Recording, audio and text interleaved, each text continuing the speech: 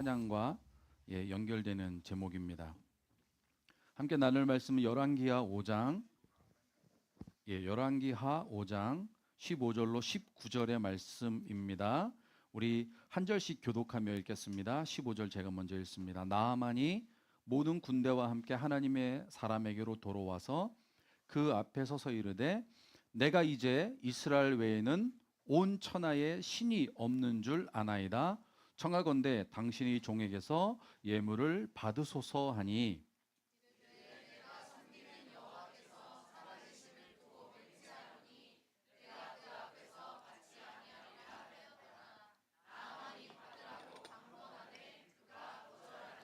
나아만이 이르되 그러면 청컨대 노새 2마리의 실을 흙을 당신이 종에게 주소서. 이제부터는 종이 번제물과 다른 희생 제사를 여호와 외에 다른 신에게는 드리지 아니하고 다만 여호와께 드리겠나이다.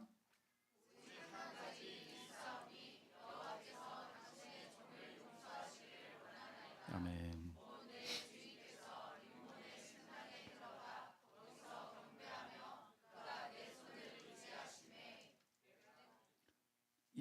그다음에 후반입니다.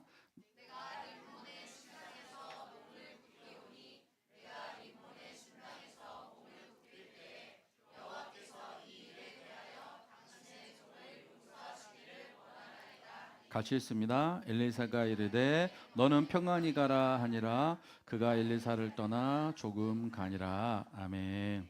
18절 말씀 읽는데 갑자기 어렸을 때 제가 장손이고 종손인데 어려서 제가 교회를 이제 혼자 다니기 시작했잖아요. 근데 여전히 이제 집안 제사는 진행되고 있는데 제가 엎드려 절하면서 기도했던 기억이 나요. 근데 그 이후로는 제가 그 가족 제사에 제가 참여를 하지 않았었습니다. 오늘 말씀은 신약의 한 장면에서 제가 한번 시작하겠습니다. 여러분 누가복음 3장에서 예수님께서 세례 요한으로부터 물로 세례를 받으실 때에 성령으로 세례를 그 장면에서 받으셨습니다. 그렇죠? 그리고 그 다음 장면에 4장 1절에서 예수께서 성령의 충만함을 입으시고 요단강에서 돌아오사 광야에서 시험을 받으시는 장면이 나옵니다. 곧이어 4장 14, 15절은 이렇게 말씀하고 있습니다.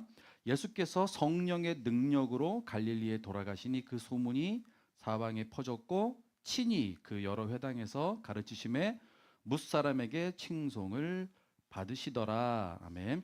자, 이렇게 예수님의 공생의 삶의 초반 분위기는 굉장히 상승장이었죠. 그렇죠? 성령의 세례, 성령의 충만함, 성령의 권능. 그런데 이런 초반 분위기와는 다르게 바로 뒤 이어 나오는 말씀의 내용이 뭐냐면 자라신 곳 나사렛에서 예수께서 사람으로부터 뭘 당하세요? 배척을 받으세요. 그렇죠? 기억하시죠? 예수님께서 배척을 받으십니다. 바로 이 장면. 그러니까 예수님의 말씀이 이랬죠. 선지자가 고향에서 환영을 받지 못한다라고 하는 그 상황에서 예수님께서 오늘 읽은 본문에 등장하는 나아만의 이야기를 그때 하세요. 뭐라고 이야기하냐면 누가복음 4장 27절에 이렇게 말씀하세요. 또 선지자 엘리야의 때에 이스라엘에 많은 나병 환자가 있었으되 그 중에 한 사람도 깨끗함을 얻지 못하고 오직 수리아 사람, 이 수리아가 요즘에 시리아인데요. 그 당시에는 뭐죠? 갑자기 생각이 안 나네요. 일단 넘어가겠습니다. 오직 수리아 사람 나아만 뿐이었느니라 라고 말씀합니다. 그러니까 여러분 보세요. 하나님을 믿는다고 고백하는 하나님의 백성, 그렇죠? 이스라엘 민족 가운데에 당시에도 여전히 그들 가운데도 수많은 그 나병 환자가 있었지만 그 가운데 단 한 사람도 깨끗함을 얻지 못했어요. 믿는 백성들 가운데는. 그런데 하나님을 믿지 않는 이방 나라 수리아 사람 나아만이 홀로 유일하게 나병으로부터 고침을 받았느니라라고 그 이스라엘 백성들에게 지금 말씀을 하고 있는 것입니다.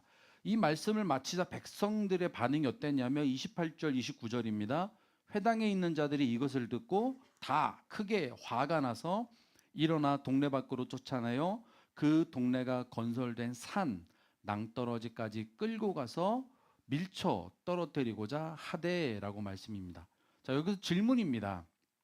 왜 예수님께서 자신이 배척을 받으시는 그 장면에서 예수님이 왜 갑자기 나아만의 이야기를 꺼내셨을까요?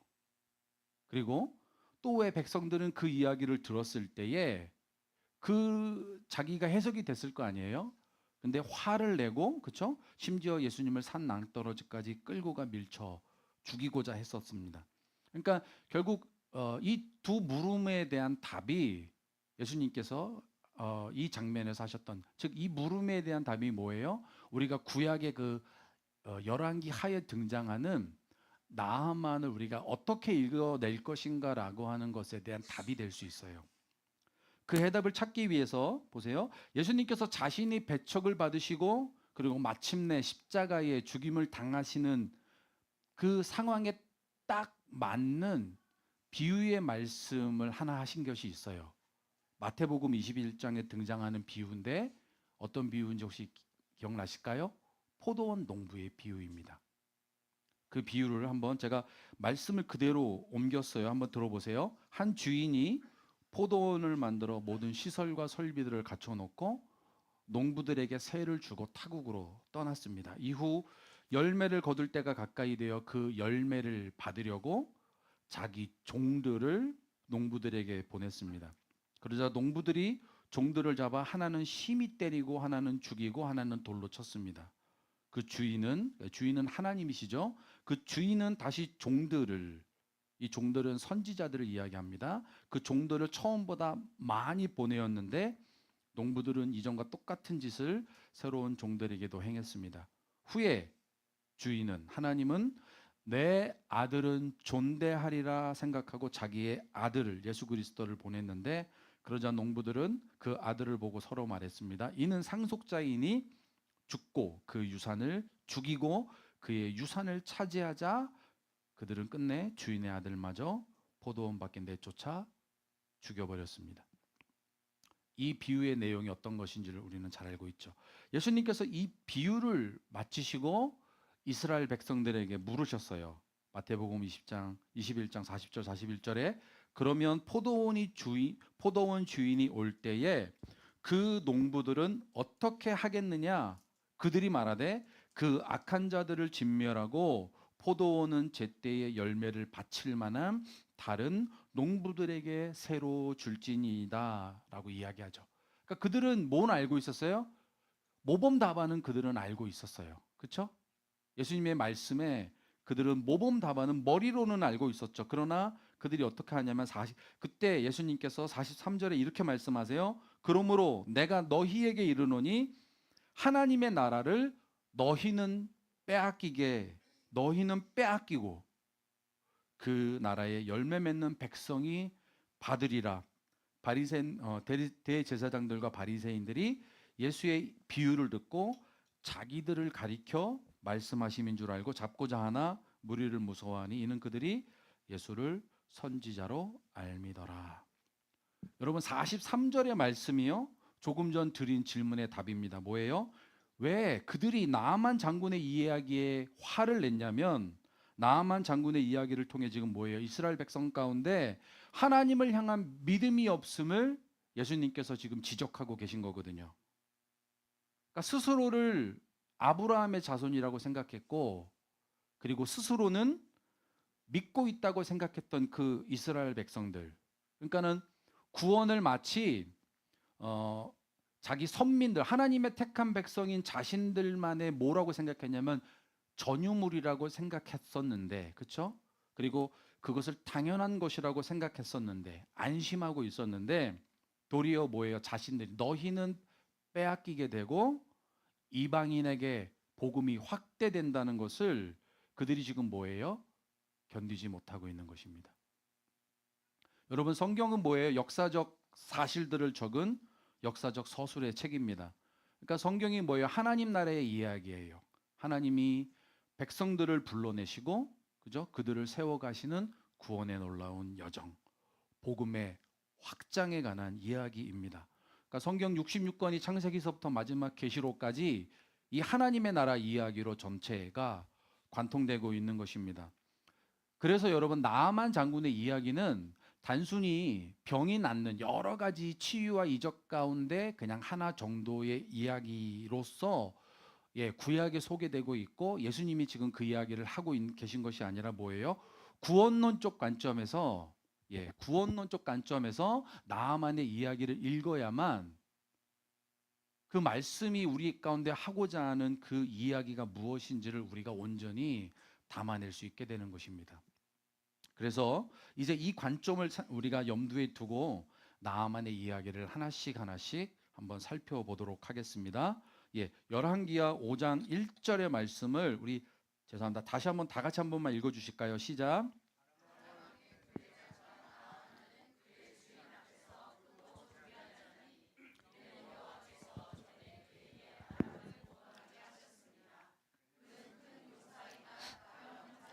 아멘. 자, 나아만은 군대 장관이었어요. 그렇죠? 그런데 여러분, 특별히 여기서 소개되고 있는 것이 뭐냐면 아람 나라의 군대 장관이 아니라 뭐라고 표현해요? 아람 왕의 군대 장관이다라고 표현하고 있어요. 전 이 말씀이 참 걸렸어요. 그 뒤에 뭐라고 표현되어 있어요? 그의 주인 앞에서라고 그가 지금 성경이 말씀하고 있습니다. 여러분, 우리가 누구 앞에 서 있는가는 굉장히 중요한 문제입니다. 그렇죠? 다른 말로 말하면 뭐예요? 우리의 참된 주인이 누구인가라고 하는 질문을 지금 던지고 있는 것입니다. 나아만의 주인은 누구였어요? 아람 왕이었어요. 그러니까 그 나아만에게 있어서 아람 왕은 뭐예요? 그의 생각, 그의 사고, 그의 모든 삶의 기준에 있어서 아람 왕이 기준이 되는 거예요. 그가 절대적 존재였어요. 나아만에게는. 그렇죠? 여러분, 신약에 등장하는 그 부자 청년의 주인이 누구입니까? 재물이에요. 그러니까 하나님보다 높아진 모든 것들이 여러분 재물입니다. 그것이 재물은 말할 것도 없고 자식도 심지어 비전까지도 우상이 될 수 있습니다. 그러므로 여러분, 지금 우리가 누구 앞에 서 있는가, 우리의 참된 주인은 누구인가라고 하는 그 문제, 그리고 우리가 무엇에 점유되어 있는가라고 하는 이 질문은 굉장히 중요한 것이죠. 우리가 그것을 찾는 것은 어렵지 않습니다. 내가 무엇을 위해 나의 소중한 시간들을 쓰고 있는가라고 우리가 추적해 보면 지금 내가 무엇에 점유되어 있는지를 우리는 바로 알 수 있게 된 것입니다. 그러니까 고대 근동에서 여러분, 왕의 존재라고 하는 것은 무소불위, 하지 못하는 것이 어디에도 없는, 그래서 스스로 높아질 대로 높아진 신적 존재와 같은 자였습니다. 말 그대로 나아만은 하나님 앞에 서 있는 자가 아니라 뭐예요? 세상 앞에, 세상 왕 앞에 그런 속해 있던 자입니다. 5장 1절 말씀을 다시 보면 나아만은 그의 주인 앞에 크고 존귀한 자였다라고 이야기하고요. 성경은 그가 어떻게 아람 왕 앞에 크고 존귀한 자가 되었는지 이유를 설명하는 게 있는데 뭐예요? 그가 이전에 아람을 구원했대요. 그러니까 추측컨대 나라의 운명을 결정짓는 전쟁에서 아마 업적을 세웠겠죠. 그가 큰 용사라고 말씀하고 있는 거 보니까. 근데 여러분, 이 사실보다 더 중요한 게 뭐예요? 그 일을 누가 하셨다고요? 여호와께서 구원하게 하셨다라고 말씀하고 있습니다. 그러니까 나아만 장군이 지금 자신의 주인 앞에 크고 존귀한 자가 되기까지 그 모든 일의 배후에 누가 역사하고 계셨어요? 하나님께서 주권적으로 그의 삶에 개입하고 계셨음을 성경은 지금 언급하고 있습니다. 만약 우리가 믿지 않는 자들에게 너의 삶은 하나님께서 지금 주관하고 계시고 역사하고 계셔라고 우리가 이야기한다면 무슨 개풀 뜯어먹는 소리냐라고 그들은 이야기할 것입니다. 그러나 여러분, 그렇죠? 하나님께서는 하나님의 나라, 하나님의 백성의 그런 구속사뿐만이 아니라 여러분, 세계 모든 나라 열방의 나라뿐만 아니라 그들 한 사람 한 사람까지도, 그죠? 모든 나라와 각 개인의 역사에 참된 주권자가 누구시라고요? 하나님이십니다. 여러분, 이 사실을 여러분들 믿으십니까? 우리는 이 사실을 우리의 삶 가운데 깊이 있게 우리는 고민할 수 있어야 됩니다. 이 역사관과 이 세계관이 우리 가운데 흐릿해지면요, 절대로 안 되는 것입니다.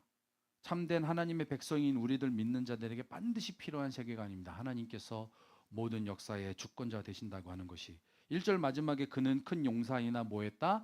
나병 환자더라라고 이야기합니다. 여러분 나아만은요 크게 세 가지를 가지고 있었을 것입니다. 그렇죠? 왕가의 최고 권력자 왕가의 깊은 관계를 통해서 그는 명예를 갖고 있었을 것이고요. 군대 장관이었기 때문에 그죠? 막강한 권력을 가지고 있었고, 그럼 뭐가 와요? 예, 부가 예, 따라오죠. 이 엄청난 재력을 소유하고 있었을 것입니다. 근데 뭐예요? 성경은 뭐라고 이야기해요? 그가 나병 환자더라라고 이야기합니다. 그러니까 세상 부러울 것 없는 모든 조건을 갖추고 그죠? 없어 보이고 모든 조건을 갖춘 그에게 정작 그가 가진 모든 것들이 뭐예요? 의미가 없다는 것을 성경이 지금 말씀하고 있습니다. 그러니까 천하를 얻고도 제 목숨을 잃으면 아무 소용이 없다는 것이 망고의 절대 진리 아니겠습니까? 한 나라의 최고의 정점에 그가 서 있었지만 자신의 의지와 또 자신의 마음대로 할 수 없는 것이 딱 한 가지 있어요. 그게 뭐예요? 생명에 관한 문제입니다. 그러니까 자기가 가진 그 어떠한 것으로도 뭐예요? 죽음에 이르는 자신을 어찌할 수 없는 상황 가운데 그가 처해 있는 것입니다. 이제 2절 말씀입니다. 전에 아람 사람이 떼를 지어 나가서 이스라엘 땅에서 어린 소녀 하나를 사로잡음에 그가 나아만 아내에게 수종 들더니라고 이야기합니다. 우리는 1절의 말씀처럼 이 일이 하나님의 섭리고 인도하심이라고 우리는 너무 쉽게 우리는 고백할 수 있어요. 하지만 그 당사자인 어린 소녀 입장에서는 뭐예요? 땅을 치며 그죠? 세상 억울한 일이 아니겠습니까? 그죠? 근데 그래서 언뜻 보면 이 일은 우리는 결과를 알기 때문에 누구에게 좋은 일이냐면 나아만에게 좋은 일이고 또 하나님께 좋은 일이었습니다. 왜냐하면 그 포로로 끌려온 그 어린 소녀를 통하여 하나님의 구원 역사가 이루어지고 있죠. 그 어린 소녀는 나아만 아내에게 수종 들고 있었죠. 그런데 뭐예요? 그 어린 소녀가 결국에는 자신도 모르는 상황 속에서 의도치 않게 지금 하나님의 나라의 구속의 역사 가운데 그 여인이 그 어린 소녀가 지금 수종 들고 있는 것입니다.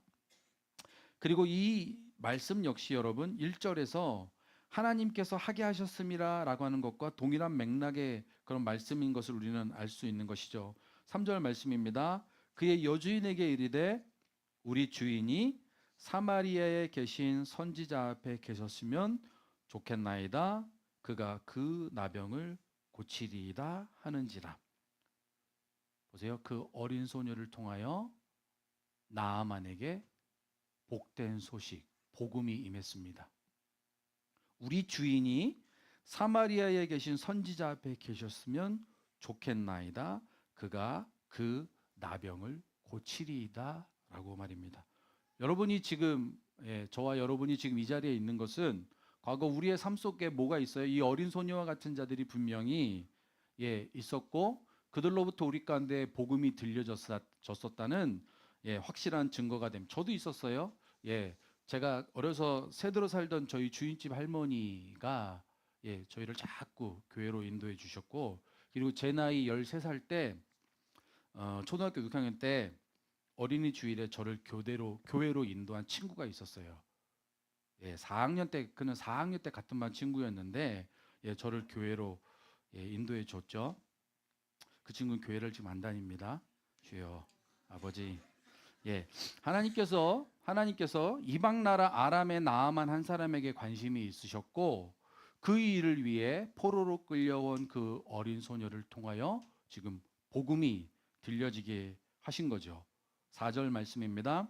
나아만이 들어가서 그 주인께 아뢰어 이르되 이스라엘 땅에서 온 소녀의 말이 이러하더이다 하니.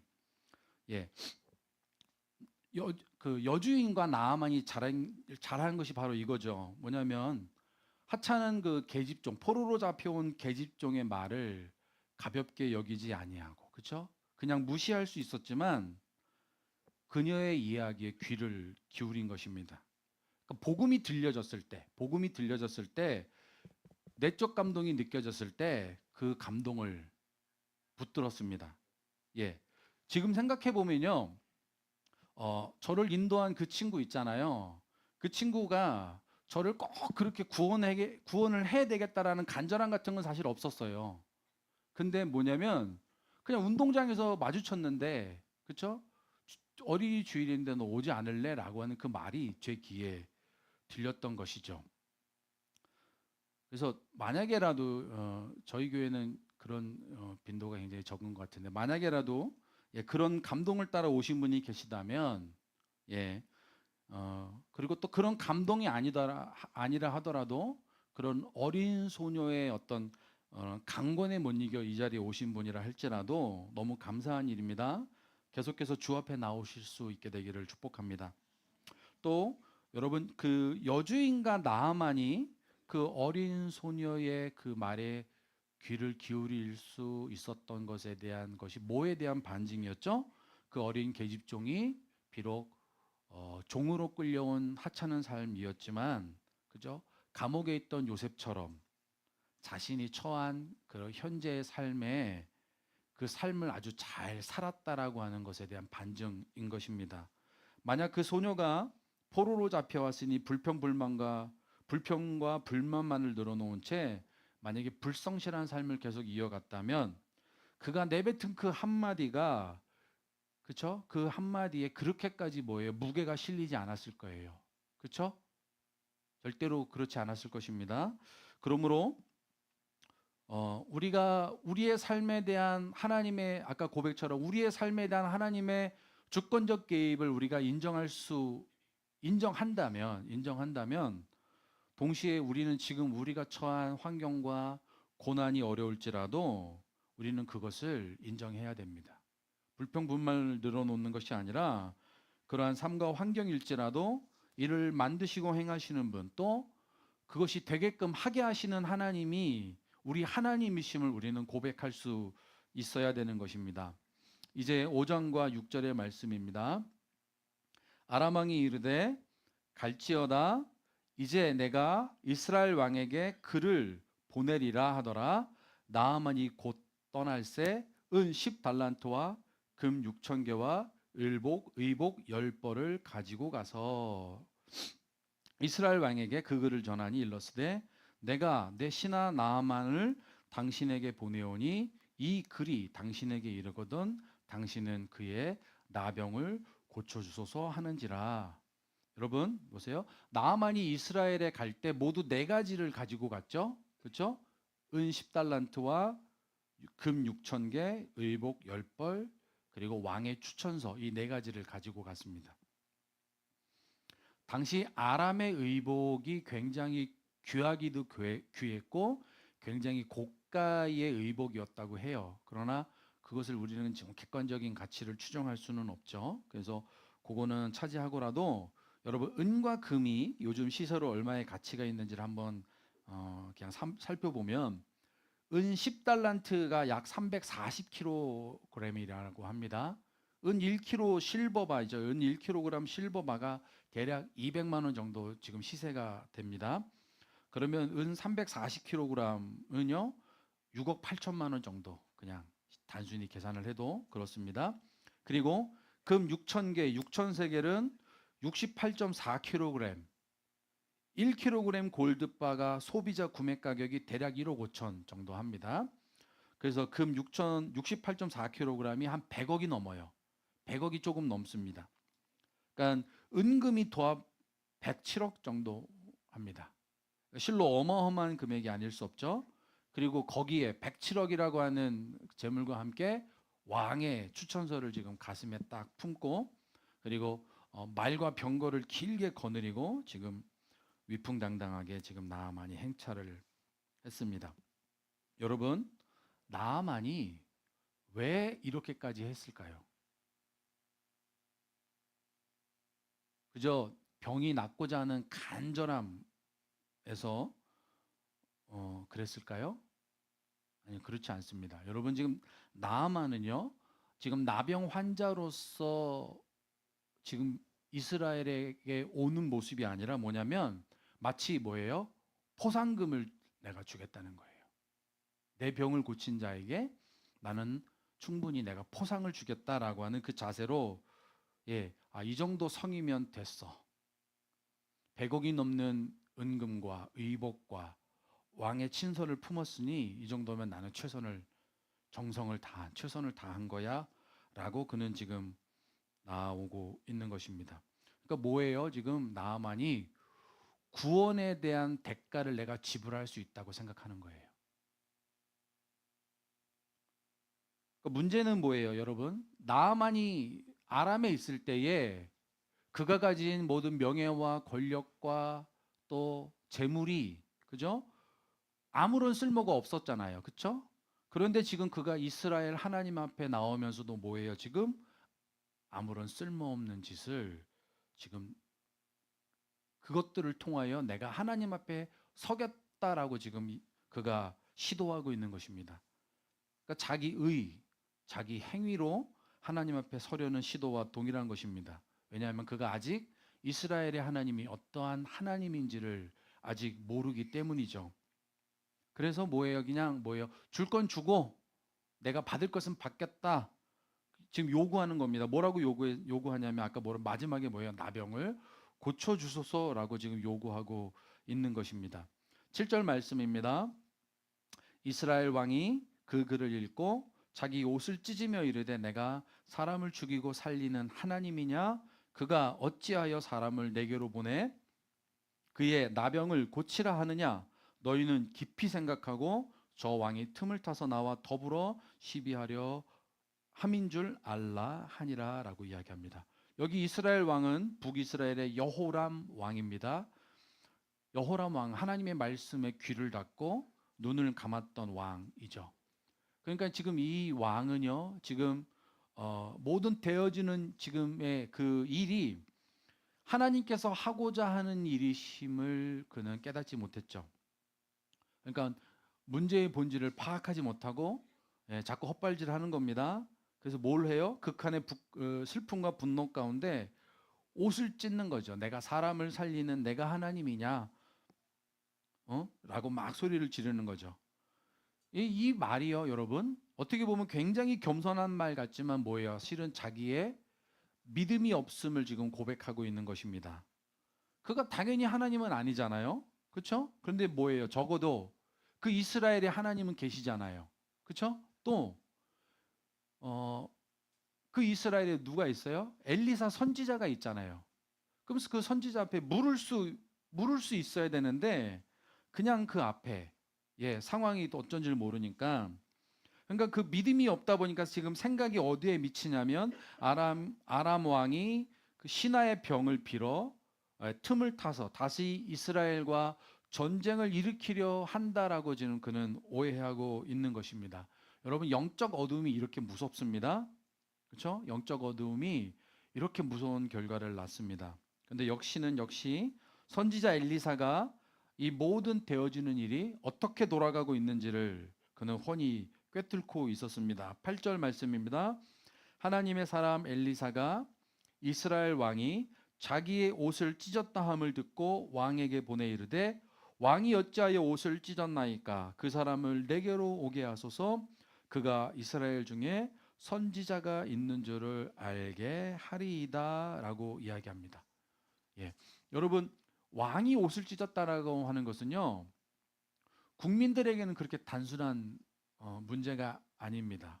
그러니까 왕이 옷을 찢었다라고 하는 것은 국민들에게 어떤 메시지냐면 나라가 상당히 국가적 재난, 국가적 위험 가운데 있다라고 하는 잘못된 메시지를 지금 국민들에게 주고 있는 것이죠. 그래서 엘리사가 말합니다. 어찌하여 당신은 옷을 찢나이까?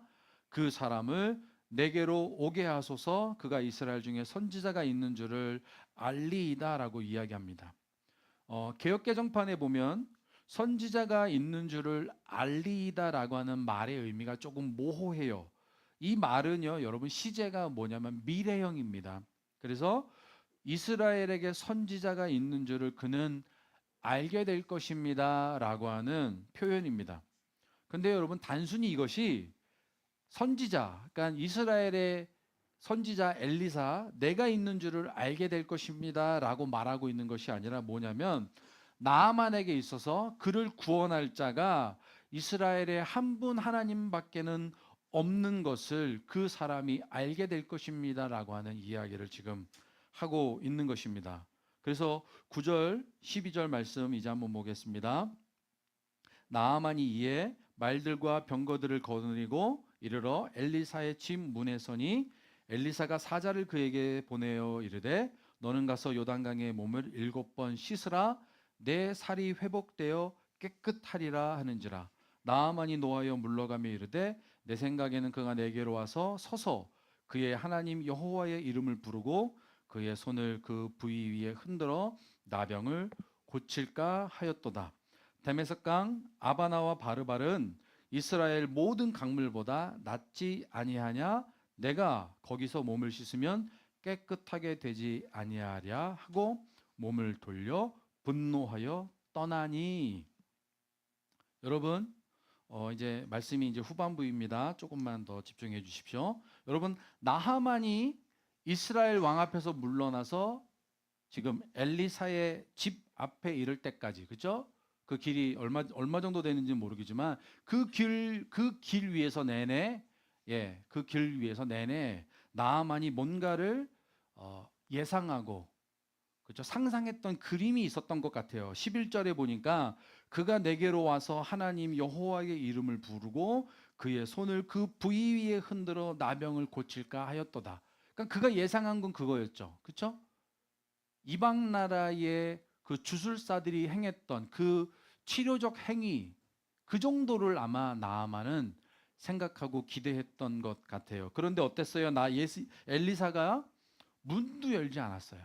그렇죠? 문도 열지 않고 얼굴도 보여주지 않고 고작 사자를 그에게로 보내 요단강의 몸을 7번 씻으라 말을 전달했던 거죠. 그래서 나아만이 어떻게 했어요? 분노하며 여러분 떠났습니다. 그죠? 여러분, 나아만이 왜 화가 났죠? 엘리사가 얼굴을 보여주지 않아서 화가 났을까요? 아니면 자신을 치료하는 방법이 마음에 들지 않았나요? 근본 원인이 뭐죠? 11절에 여러분 중요한 말이 있어요. 11절에 나아만이 진짜 화낸 이유 뭐예요? 내 생각에는. 여러분, 굉장히 중요한 말입니다. 내 생각에는 그가 이러이러해야 된다. 나를 이렇게 대우해서는 안 되지. 내 생각에는 더러운 요단 물보다 내 나라 다메섹강 아바나와 바르발이 더 낫다는 거예요. 여러분, 우리가 복음 안에 들어올 때에 가장 넘기 힘든 장애물이 바로 이겁니다. 내 생각과 맞지 않다는 거예요. 구원에 이르는 길은 여러분 너무나 쉽습니다. 그렇죠?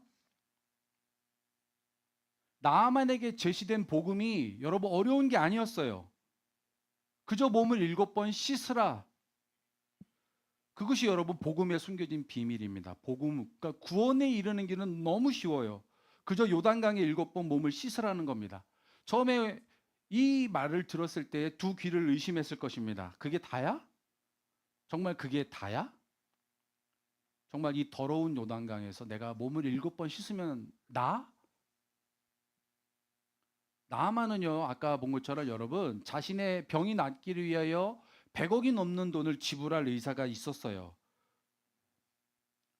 하지만 그에게 요구되는 것은 뭐예요? 그냥 몸을 7번 씻으라. 그게 전부였습니다.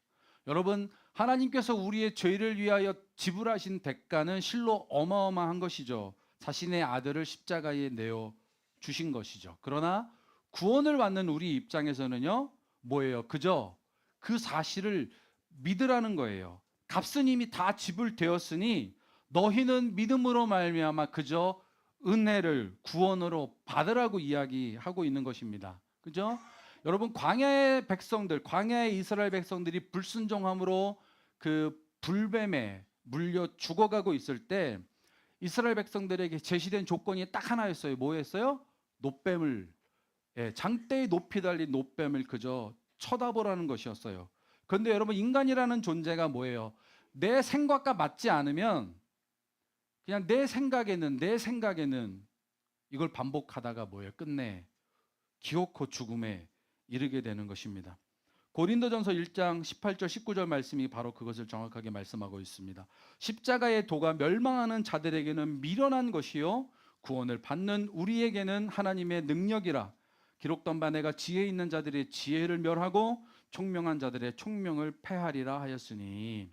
여러분, 세상은요 스스로를 지혜 있다고 또 총명하다고 스스로가 생각하여 우리 십자가의 도를, 그죠?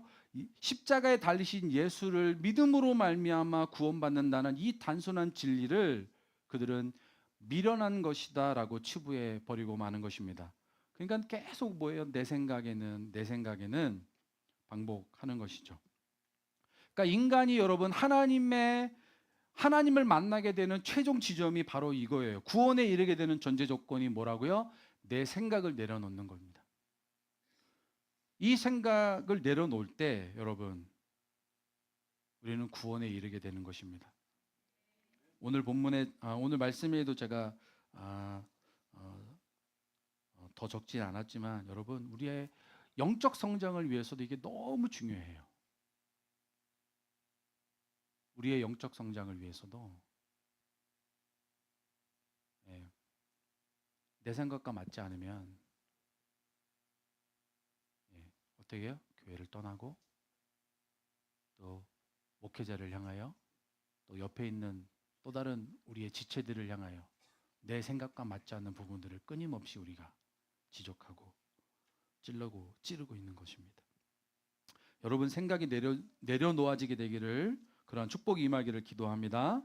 자, 나아만이 분노하여 떠날 때 나아만의 종들이 나섰습니다. 13절 14절 그의 종들이 나와서 말하여 이르되 내 아버지여 선지자가 당신에게 큰 일을 행하라 말하였다면 행하지 아니하였으리까 하물며 당신에게 이르기를 씻어 깨끗하게 하라 함이리까 하니 나아만이 이에 내려가서 하나님의 사람의 말대로 요단강에 7번 몸을 잠그니 그의 살이 어린아이의 살같이 회복되어 깨끗하게 되었더라. 여러분 우리는 이것을 믿음이라고 하는 것입니다. 비록 내 생각과 또 내 뜻과 맞지 않지만 그 모든 것들을 과감히 내려놓고 들려진 말씀에 우리가 순종의 자리에 나아가는 거예요. 그렇죠? 비록 그 순종이 여러분 순도 100%의 순종은 아닐지언정, 그죠? 마지못해 하는 순종일지언정 바로 그 말씀에 순종하여 나아가는 그 순종에 하나님께서 축복을 하시는 방법으로 하나님께서는 일하시는 겁니다. 그래서 나아만이 보세요. 하나님의 사람의 말대로 요단강에 7번 담궜을 때에 병이 낫는 경험을 하게 되는 겁니다. 구원에 이르는 역사가 일어나게 되는 것입니다. 에베소서 2장 8절 너희는 그 은혜에 의하여 믿음으로 말미암아 구원을 받았으니 이것은 너희에게서 난 것이 아니요 하나님의 선물이라 라고 이야기합니다. 여러분 구원을 선물로 받은 자의 삶에 나타나는 두드러진 현상이 이제 그 뒤에 나와요. 나아만에게도 나타납니다. 첫 번째 뭐라고 고백하냐면 15절에 이렇게 고백해요. 내가 이제 이스라엘 외에는 온 천하에 신이 없는 줄을 아나이다. 여러분 이것이 구원의 강력한 능력입니다. 우리가 구원을 선물로 받게 되면 우리의 삶에 나타나는 첫 번째 내적 증거가 뭐예요? 우리 입술의 고백입니다. 이스라엘의 하나님만이 오직 참 신이라는 거예요. 예수가 우리의 구원자임을 우리가 확신하게 되고 깨닫게 되고 우리가 확신하게 되는 것입니다. 그 다음에 내적 증거가 뭐냐면요 17, 19절에 보면 우리가 예배자가 되는 것입니다. 나아만이 이르되 그러면 청하건대 노새 2마리의 실을 흙을 당신의 종에게 주소서. 이제부터는 종이 번제물과 다른 희생제사를 여호와 외 다른 신들에게는 드리지 아니하고 다만 여호와께 드리겠나이다. 오직 한 가지 일이 있사오니 여호와께서 당신의 종을 용서하시기를 원하나이다. 곧 내 주께서 림모니 산당에 들어가 거기서 경배하며 그가 내 손을 의지하심에 내가 림모니 산당에서 몸을 굽히오니 내가 림모니 산당에서 몸을 굽힐 때에 여호와께서 이 일에 대하여 당신의 종을 용서하기를 원하나이다 하니 엘리사가 이르되 너는 평안히 가라 하니라. 그가 엘리사를 떠나 조금 가니라. 아멘. 여러분 이제 말씀을 맺겠습니다. 여러분 나아만 장군의 이후의 삶이 어떨지 우리 궁금하시지 않습니까? 우리 저희 목사님께서도 가끔 그 나중에 천국 가서 꼭 그 여자아이를 만나보고 싶다고 목사님께서 자주 말씀하셨는데, 예, 성경은 그 여지를 우리의 상상에 맡겨놨죠. 그렇죠? 우리의 상상에 그 여지를 남겨둔 채 더 이상 말씀하지 않습니다. 그런데 조금이나마 우리가 나아만의 삶을 생각해 볼 수 있는 여지가 살짝 나와요. 뭐냐면 여러분 이 5장 이게 열왕기하 5장인데요. 열왕기하 6장에 보면요. 아람 왕이요. 군대를 직접 이끌고 이스라엘을 침공합니다. 근데 군대 장관 나아만의 이름이 나오지 않아요. 바로 그 이어서 나오는 장. 얼마의 시간의 갭이 있는지는 모르겠지만 아람 왕이 출정하는 그 전쟁에 나아만이 참전하지 않습니다. 기대하건대 아람 왕이 이스라엘과의 그 전의를 불태우는 그 순간에 뭐예요? 나아만이 그의 군대 장관직을 내려놓지 않았을까라고 하는 것이 저의 예상입니다. 여러분 이제 우리가 이 나아만 이야기를 꺼내신 그 예수님께서 꺼내신 그 장면을 한 번만 마지막으로 다시 한번 떠올려 주십시오. 자신이 배척당하시는 그 순간 예수님께서 그 이스라엘 백성 가운데 나아만 장군의 이야기를 일깨워 주셨잖아요. 왜 그러셨을까요? 그 민족의 너희의 정체성이 무엇인가를 지금 말씀하고 있는 거예요. 그렇죠? 너희가 아브라함으로부터 받은 유업이 뭐냐? 너희 민족으로 말미암아 천하 모든 민족이 복을 얻을 것이라고 하는 그 부르심에 대한 정체성을 다시 한번 그들 가운데 예수님은 일깨워 주고 있는 것입니다. 여러분 복음은요 우리 교회 안에 갇혀져 있는 것이 절대로 아닙니다. 우리 가운데 맡겨진 이 복음은 누군가를 통하여 우리 가운데 전달되어져 있는 것처럼 다시 우리 한 사람 한 사람을 통하여 우리 교회를 통하여 반드시 열방에게 뿌려지고 심겨져야 될 것이 바로 이 복음인 것입니다. 아멘. 기도하겠습니다. 고마우신 아버지 하나님 감사합니다. 하나님 나아만의 삶을 통하여 하나님 어떻게 우리가 복음에 이르게 되고 어떻게 우리가 구원에 이르게 되고